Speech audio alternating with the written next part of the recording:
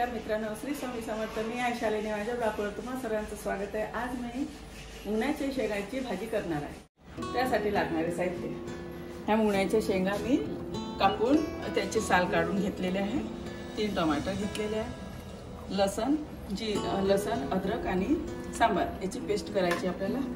नंतर शेंगदाणे, खसखस, खोबरं, कांदे, मोठी विलायची आणि दालचिनी आणि लवंग हे सर्व आपल्याला भाजून याची पेस्ट करून घ्यायची. आता आपण खडे मसाले थोडंसं तेल टाकून भाजून घेऊया.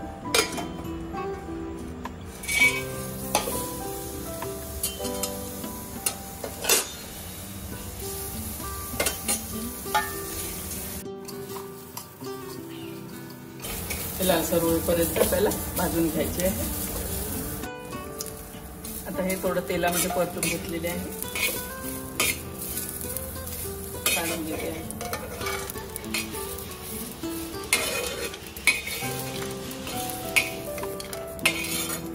तसं तेल टाकलं आहे तव्यावर. आता आपण थोडे टमाटर तळून घेऊया. आपण टमाटर थोडेसे तेलामध्ये जर भाजून घेतले तर भाजीवर लागतं तरी छान दिसते. हे आता आपले थंड झाले आहे. आता आपण याला मिक्सरमधून फिरून घ्यायचं. असं पाणी टाकायचं याच्यात, जेणेकरून बारीक पेस्ट छान होईल.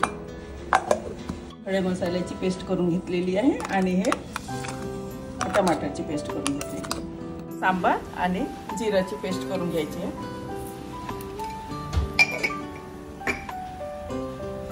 ही पेस्ट मी तयार करून घेतलेली आहे. भाजी बनवायला सुरुवात करूया. तेल टाकलेलं आहे. मिरे आणि जिरे टाकते. हा पूर्ण खडा मसाला टाकत आहे.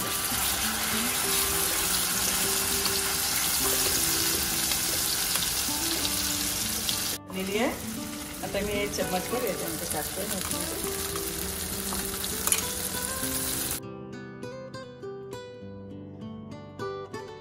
आता यामध्ये मी थोडंसे हळद टाकते आहे. थोडंसं लाल तिखट टाकते आहे. थोडं साधं तिखट टाकते. धने पावडर टाकते.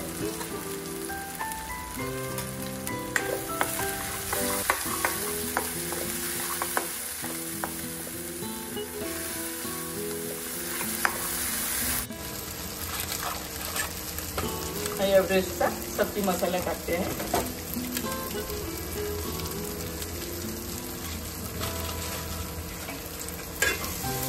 आणि आता मी टमाटर पेस्ट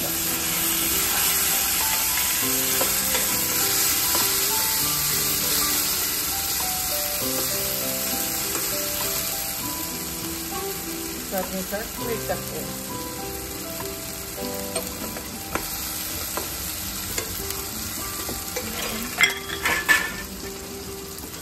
आता ह्या शेंगा पण टाकते. शेंगा टाकते आता.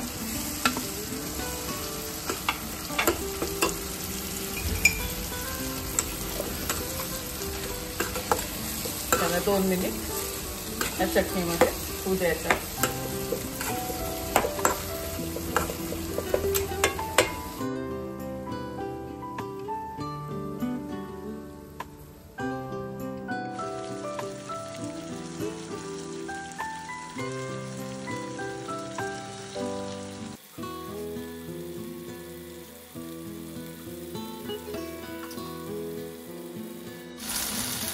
आता तेलामध्ये छान झालेले आहे आपले भाजी.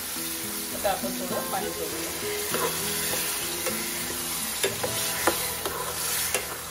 भाजीला लागेल तेवढंच पाणी सोडायचं. खूप पातळ रसा करायचा नाही.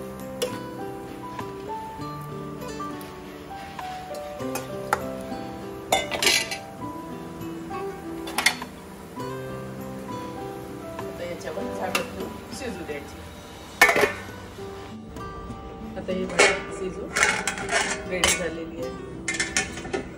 सांबार टाकू.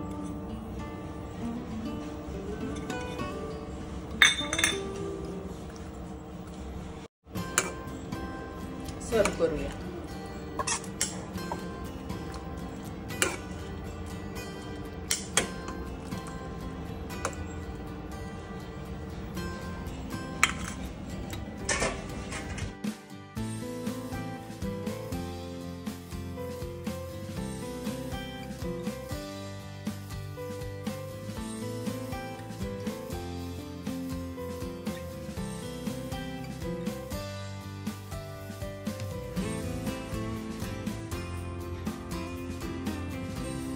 ह्या मुळ्याच्या शेंगाची भाजी नक्की करून बघा आणि कशी वाटली ती कमेंट सेक्शनमध्ये नक्की कळवा। माझ्या चॅनलला लाईक करा, शेअर करा, सबस्क्राईब करा। नमस्कार।